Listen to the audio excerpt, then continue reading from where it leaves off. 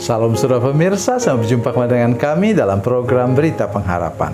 Saudara pemirsa, ada kalanya kita mempersoalkan sesuatu yang tidak perlu.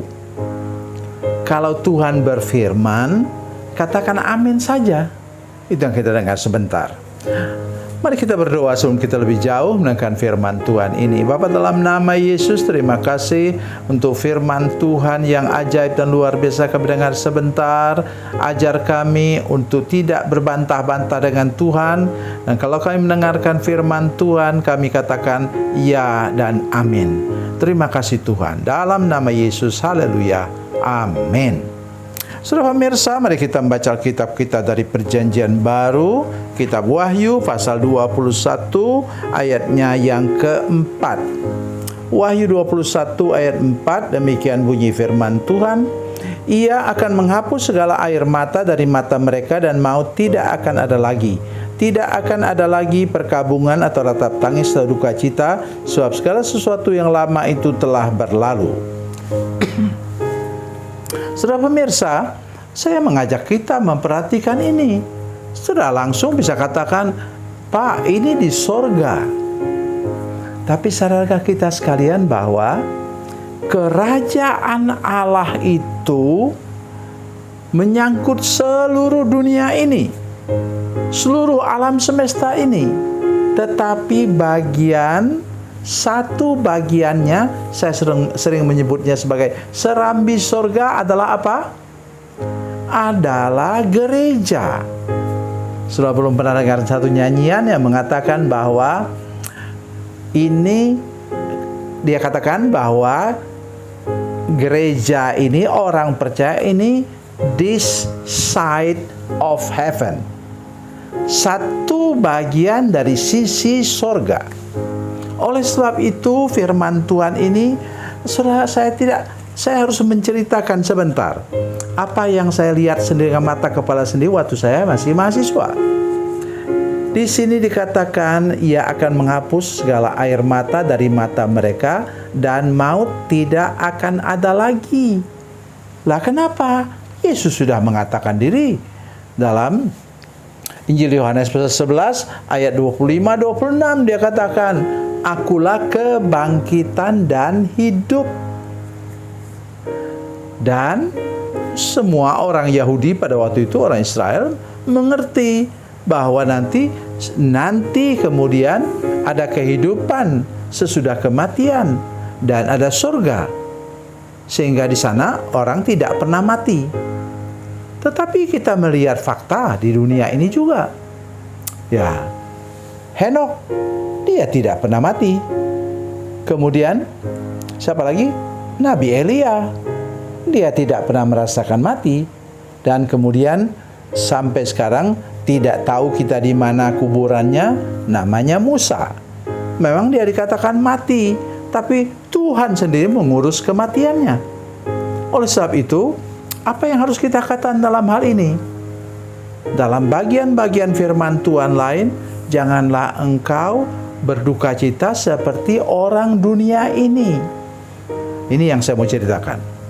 Satu kali ketika saya masih mahasiswa, kami mendengar senior kami meninggal. Masih muda sekali.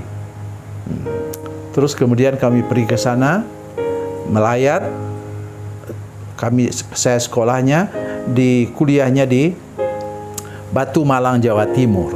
Ini terjadi di Bojonegoro. Ya. Dan kami pergi ke sana bersama dengan dosen-dosen kami melihat karena dia kakak kelas kami. Saudara sekalian, apa yang mengejutkan saya? Waktu dia mau dikuburkan, istrinya menyanyi. Ya. Sudah tahu? Dia mencontohi siapa? Ketika Tuhan Yesus mau disalibkan, dia pergi ke Taman Getsemani, katanya dia menyanyikan nyanyian pujian, bukan nyanyian duka cita. Maka itu bisa transfer kepada kita sekalian, kepada saya dan saudara-saudara semua. sehingga tidak ada lagi orang yang takut kepada maut. Saya sudah menjadi hamba Tuhan selama 52 tahun. Saya sudah beratus kali menyaksikan orang yang meninggal dengan tersenyum.